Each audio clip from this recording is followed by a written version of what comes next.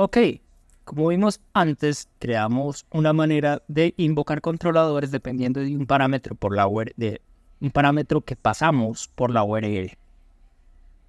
¿Sí? Bueno, pero en este momento, cada uno de esos controladores son archivos que lo único que hacen es imprimir un texto. Vamos a cambiar esto y vamos a hacer que cada controlador sea mejor una clase. ¿Sí? Para tener nuestro código más organizado, no tener todo ahí tirado en un archivo, creamos una clase. Y esta clase, que va a ser nuestro controlador inicio, recuerden que el nombre de la clase debe coincidir con el nombre del archivo para que esto nos funcione. No puede ser distinto. Y vamos a crear unos métodos para esta clase. El primer método va a ser inicio. La idea va a ser que este método de inicio renderice o pinte la pantalla de inicio de mi aplicación. Pero por ahora solo voy a escribir un echo pantalla de inicio. Voy a hacer lo mismo, public function, para una vista, digamos que quiero implementar un sistema de login, quizá lo hagamos más adelante, echo pantalla de inicio de sesión. ¿Ok? Y un método más, solo por diversión, pero digamos que también si nuestra aplicación tiene una cerca de, nos serviría para eso. Y colocamos acá echo pantalla de about. Perfecto. Vamos a hacer lo mismo para el controlador de usuarios. Entonces voy a crear una clase, public class, controlador usuarios. Sí. Llaves. Perfecto. Public function. Y bueno, eliminemos este public, no es necesario, me lo traje de Java, aquí no es necesario. Y el primer método va a ser el de listado de usuarios, entonces vamos a ponerle algo como listado. ¿Sí? Perfecto. Y vamos a agregar otro par de métodos, también digamos que queremos manejar el formulario de creación de usuarios, entonces me voy a crear el método crear, ¿sí? Por acá uno más, digamos que también queremos manejar la actualización, entonces le decimos actualizar. Y acá solamente vamos a imprimir un texto que diga listado de usuarios. Lo mismo para este, otro texto que diga formulario de creación. Formulario creación. Perfecto. Y por último, uno más para el formulario de edición o actualización. Bien. Entonces, hasta acá esto no va a cambiar nada. Estos son solo clases definidas ahí con métodos. Hasta que no se cree una instancia de cada una de estas clases y a esa instancia se le invoquen los métodos, aquí no va a pasar absolutamente nada. ¿Cuál va a ser la idea? Entonces, si yo me voy a mi aplicación.php, la idea va a ser no solo cargar o importar el controlador, sino también instanciar.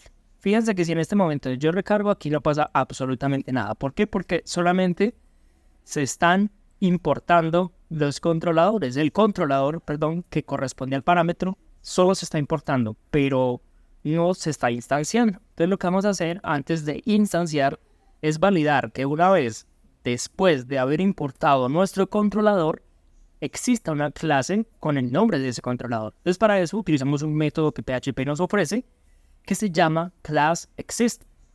Este método nos recibe un string donde le pasamos el nombre de la clase y él nos va a retornar true si la clase existe o false si la clase no existe.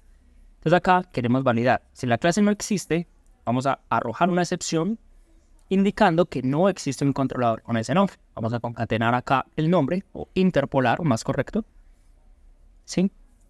Y tenemos nuestro manejo de excepción. Ahora, nos vamos a aprovechar algo de PHP que se llama reflection para instanciar una clase dependiendo del contenido de un string. Vamos a probar acá antes que si yo cambio el nombre de la clase y no existe ese controlador, nos va a arrojar la excepción, ¿sí? Voy a devolver el cambio acá. Recargamos. Listo, no pasa nada, perfecto. Ahora sí, vamos a proceder a instanciar una clase, pero como no conocemos el nombre de esa clase, sino que lo tenemos almacenado en una variable, vamos a utilizar esa variable para ello. Entonces, quiero almacenar la instancia de mi controlador en esta variable llamada controlador, y le voy a hacer igual a new y Fíjense lo que pasa cuando yo coloco una variable, ¿sí? Con paréntesis de apertura y de cierre después de la variable. PHP va a evaluar esta variable, va a extraer el contenido de esa variable y va a intentar instanciar una clase con ese contenido de esa variable. Hasta acá no vemos absolutamente nada porque solo se está creando la instancia. No se le está llamando ningún método a esa instancia, pero la tenemos almacenado en el atributo controlador. Ahora, en el método correr, voy a hacer un bar down para que veamos qué es lo que contiene ese atributo controlador. Recargamos y fíjense que contiene un objeto de tipo controlador inicio. Si yo cambio acá por usuarios, ahora me dice que tiene un objeto de tipo controlador usuarios. Perfecto, eso es lo que queremos. Ahora, vamos a invocar un método de ese controlador de la misma manera que lo hicimos con el controlador. ¿Sí? Valga la redundancia ahí. Lo que estamos haciendo acá es que estamos guardando en el atributo nombre acción un parámetro que nos manda en la URL llamado acción. Si no lo mandaron, vamos a tomar por default inicio. Entonces validamos primero que ese controlador sí tenga un método con el nombre que nos pasen por la URL. Ya les voy a explicar cómo le pasamos ese método por la URL. Entonces primero llamo al método method_exist, recibe como primer argumento el objeto al que le va a evaluar si tiene ese método y por último el nombre del método.